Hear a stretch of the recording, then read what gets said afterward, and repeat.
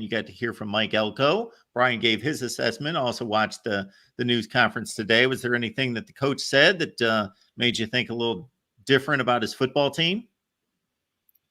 Yeah, nothing crazy. I mean, I think maybe the biggest thing is that he feels like they're really good from a health standpoint. This has been a team that going into the last few seasons has been pretty banged up, and certainly they lost a key player in running back Ruben Owens.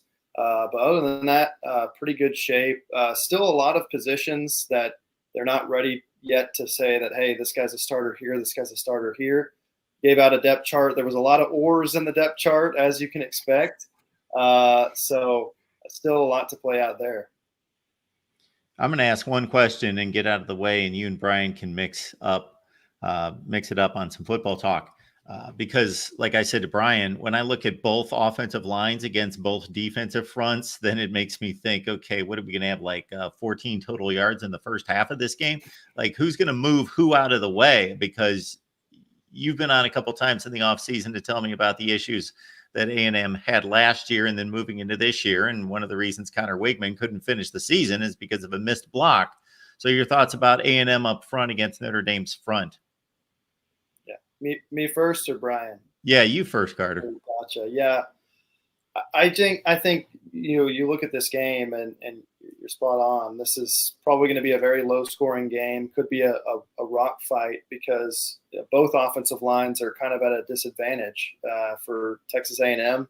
They're going up against a pretty talented Notre Dame defensive line headlined by Howard Cross, an All-American, and A&M's offensive line's been probably the biggest weakness of the team the last couple of years. I expect them to be better this year, but how much better is kind of the question. And really the two spots that are of concern right now are at center and right tackle. They're not quite decided just yet. I think right tackle is maybe a little bit more of a concern because I think A&M thought that they had a surefire starter there in Ruben Fothery, but there's been some competition there this camp. They've thought about moving the Kansas transfer, Armaj Reed-Adams, to right tackle. So that wasn't the best of signs. And then at center, they brought in a Utah transfer, Koli Fayu, who has been battling for a spot there. So I feel like they feel great about the left side of the line, but the right side of the line is where it kind of gets tricky for A&M. And then on the other side, and Brian can certainly speak to this, Notre Dame's had their issues up front, has some inexperience there, and A&M's biggest strength is its defensive line. So definitely two advantages that both teams should have is up front on that defensive line. It's all yours, Brian, if you guys want to kick into gear here. I mean, obviously that's the storylines coming into this game, right? It's two really good defensive lines. I think Notre Dame's doesn't get as much respect. I don't say respect. I think that's kind of a lazy term to use. As much recognition for being as good on the D line as what A&M gets, partly because of how good they were last year.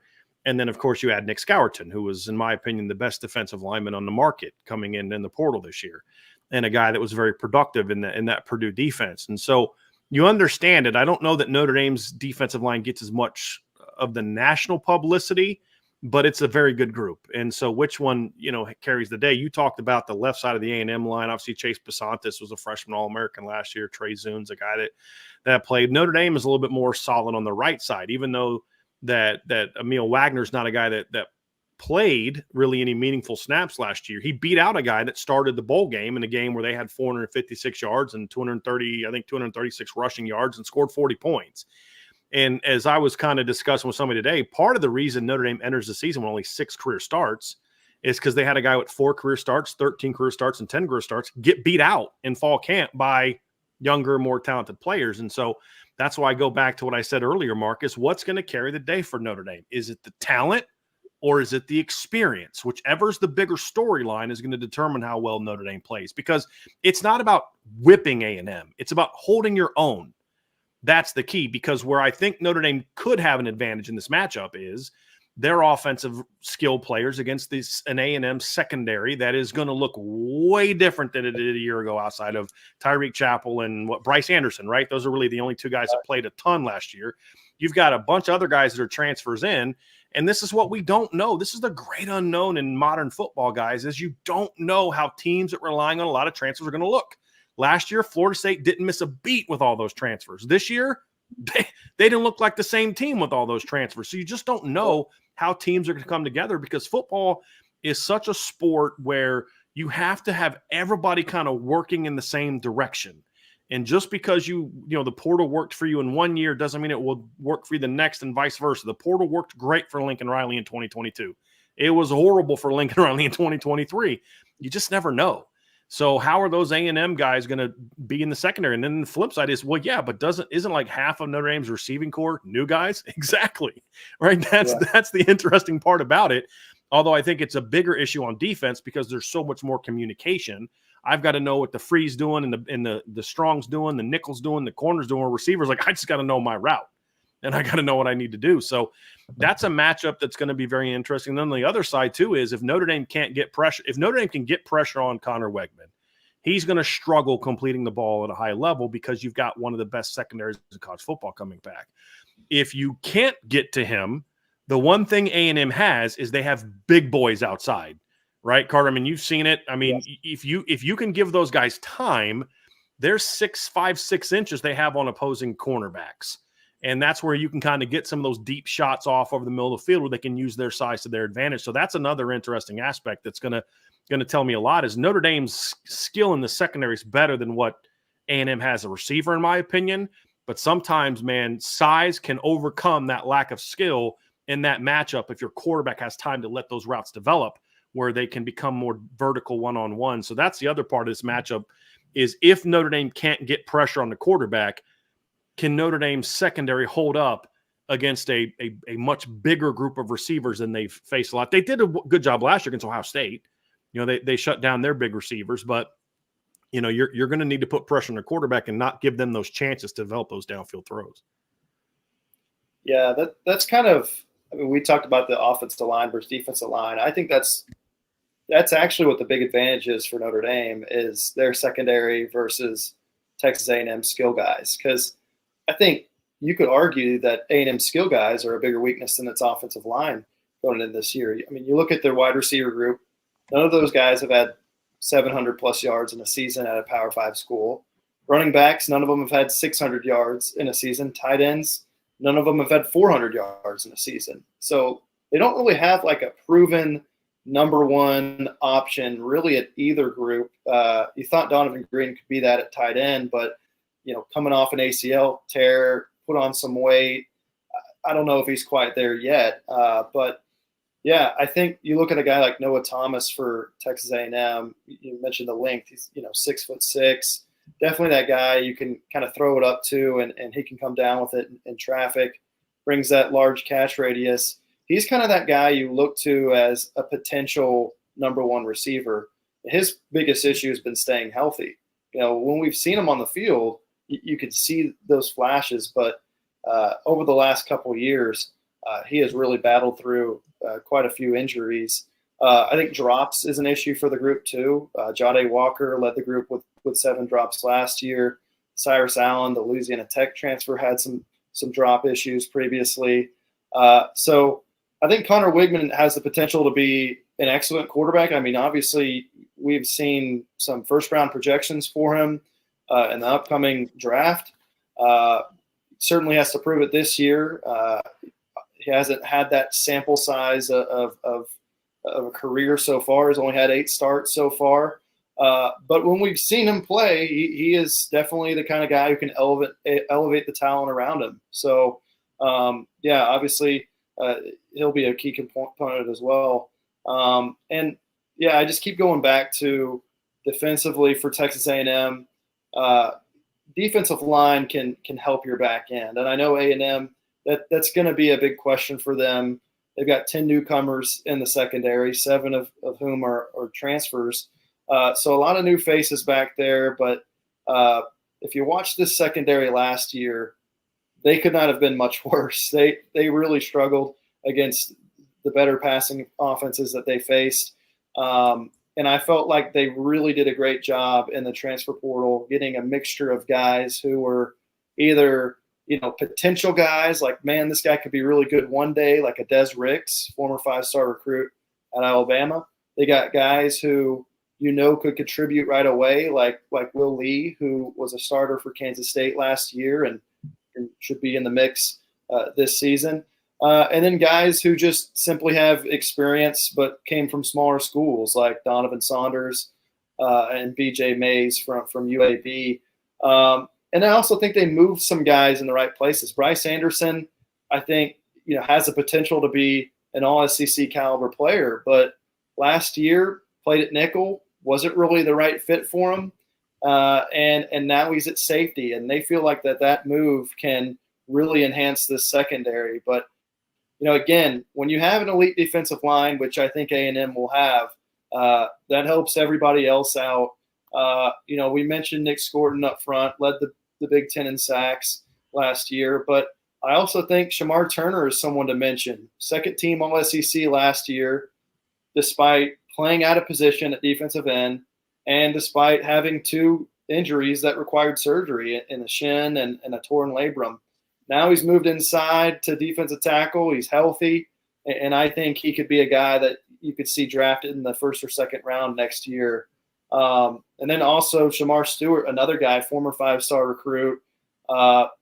You watch him last season, he had 1.5 sacks. Really could have had like 7 or 8. He had a lot of near misses that could have ended up being sacks. Now he's in that starting featured role.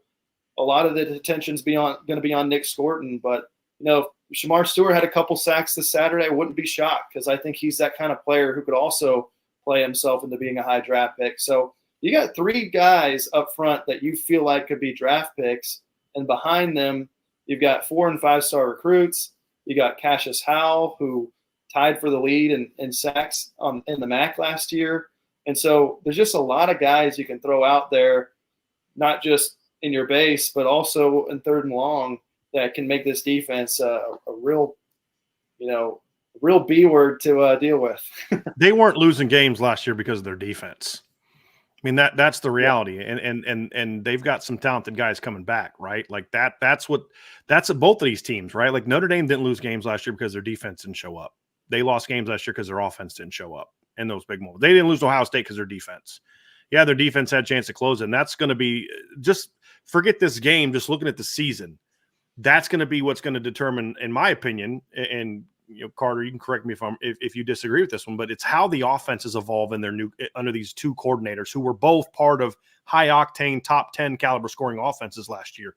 How do they adjust? How do the players adjust to that? And can they play well in those bigger moments? And that's where Notre Dame's offense struggled last year, and that's where A&M struggled. I mean, they gave LSU one of their tougher games in the regular season as far as keeping them in check, at least for a half, right? And it was hard to keep that offense in check for 60 minutes.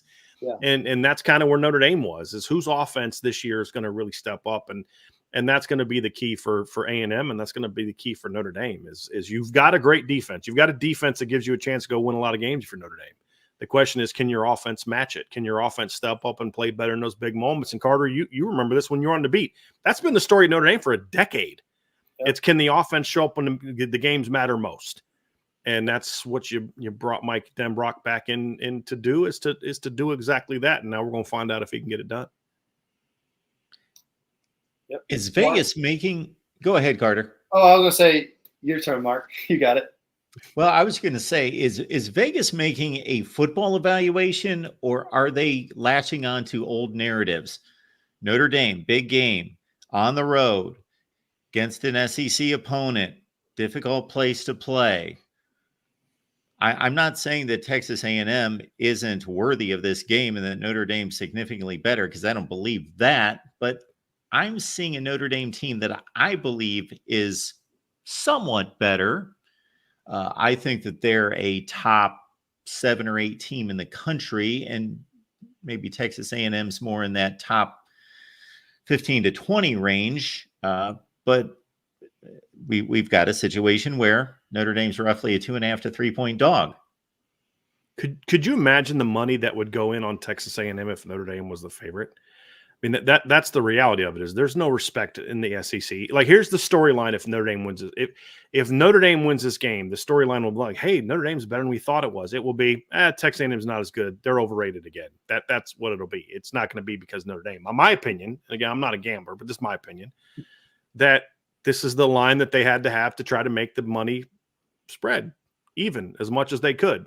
Because Texas, if Notre Dame was a road favorite against A&M, who in Texas is voting or is going to bet against Notre Dame or against Texas A&M? So I think it has more to do with that and the fact that there's still a perception out there that Notre Dame can't win these games. I would argue that Texas A&M is probably closer to NC State, North Carolina right now as a team than they are to Ohio State or Georgia. But, that's really what it comes down to. Notre Dame has to go show that they can go on the road and win these games, and they just haven't done enough of that. They didn't do it last year against Clemson. They didn't do it last year against Louisville. They didn't do it in 2022 at USC. They didn't do it in 2022 against Ohio State. And I think that's a big part of it as well. But again, I would argue that those teams in 22 were better teams than what A&M will be in game 1 of this season. But, if you want to have people stop doubting you, then start winning these games more consistently. That's what it boils down to. Yeah. Brian, I'm sorry, Carter. Go to it. I think it's a combination of two other things too. One, you're playing in Kyle Field, one of the toughest environments to play. I mean, EA Sports has them number 1. I don't know if they're number 1, but definitely top 10 in my mind.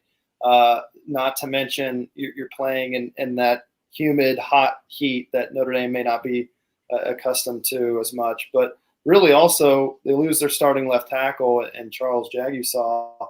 And now, it was, we like Josh Baker. Just kidding. We like another guy now. And I just think that uncertainty. They were a dog, though, before Charles got hurt, though. They've been a dog the entire time. It just went by half a point further when Charles got hurt.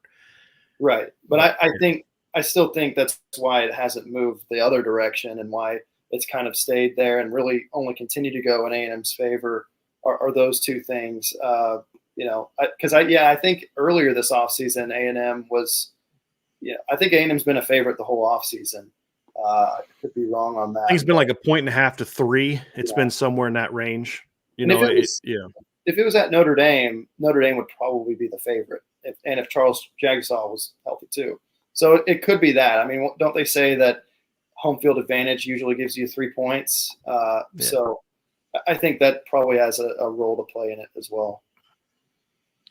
So unless Brian has anything else, Carter, I'm going to hit you with one more item here before we let you go. And we so much appreciate you stopping by. And before we do, Gig'em 247, everyone. Carter, what do you have available for everyone there at Gig'em 247? Yeah, just content throughout this week on A&M Notre Dame. Just post a story on the connection between Mike Elko and Riley Leonard.